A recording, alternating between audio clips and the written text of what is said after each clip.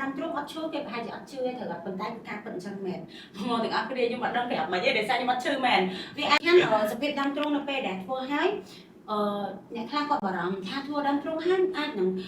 នៅជ្រុបរឹងអញ្ចឹងណាព្រោះប៉ុន្តែសម្រាប់នៅសូវ៉ាគឺធានាជូនហ្មងគឺ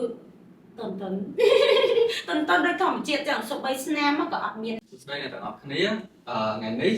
បានពេញបច្ចុប្បន្នហើយមកពេលនេះម្ដងទៀតហើយអ្នកទាំងអស់គ្នាមានឆ្ងល់ថាបច្ចុប្បន្នមានអ្វីប្រែប្រួលហើយបានទទួលបានសេវាកម្មអីខ្លះពីមជ្ឈមណ្ឌលការសម្ភារសូវ៉ាសាក់ទាញមកបានរៀនថ្មីដែលយើងពេញចិត្តដែរបាទចិត្តខ្លាំងមែនទេលោកគ្រូសំខាន់មានភាពជឿជាក់ខ្លាំងហ្មងកាលមុនណាអូយមានអារម្មណ៍ថាយើង digital អីម្យ៉ាងណាលោកគ្រូអត់មាន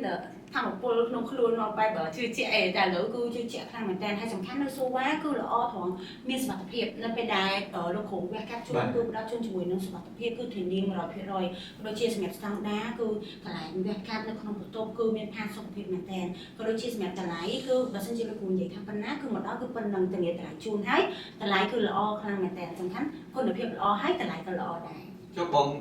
ឮថាអ្នកខ្លះគាត់បារម្ភណាព្រោះពេលខ្លះវាកាត់ទៅត្រូវដាក់ថ្នាំសន្លប់អីចឹងណាតែគាត់បារម្ភថាពេលគាត់ដាក់ថ្នាំហើយទីគាត់ងើបវិញចុះពេលពេជ្រនីទទួលបានសេវាកម្មហើយមានអារម្មណ៍យ៉ាងណាសម្រាប់នៅសូវ៉ាខ្ញុំធ្វើការវះកាត់មិនមែនជាលើកទី1ទេគឺមកសូវ៉ាជាប្រចាំមកទទួលបានអារម្មណ៍កក់ក្ដៅមែនទែនអញ្ចឹងបានខ្ញុំជឿជាក់លើសូវ៉ាតែមួយគត់សម្រាប់ការចាក់ថ្នាំសន្លប់គឺគ្រាន់តែលោកគ្រូរាប់ដូចជា13ហ្នឹង17ហ្នឹងងើបឡើងគឺស្រស់ស្រាយហ្មងមានកម្លាំងមានអារម្មណ៍ថាចង់សន្លប់ឲ្យបានច្រើនដងហើយមានអារម្មណ៍សុខភាពហ្មងអញ្ចឹងមានអារម្មណ៍ថាទៅអីទៀតទៅដល់បានសន្លប់ទៀតមានក្អួតមានចង្អោរអត់មានអីទាំងអស់ចាអ្នកទាំងអស់គ្នាអាចជឿទុកចិត្តសម្រាប់សូវ៉ាបានគឺខ្ញុំធានាជូនជាមួយនឹងសុខភាពហ្មងហើយក៏មានគេសួរច្រើនពី clinic ថាអូនធ្វើនៅ clinic ណាស្អាតមិនសម្រាប់បងដែលស្គាល់ខ្ញុំនៅក្រៅ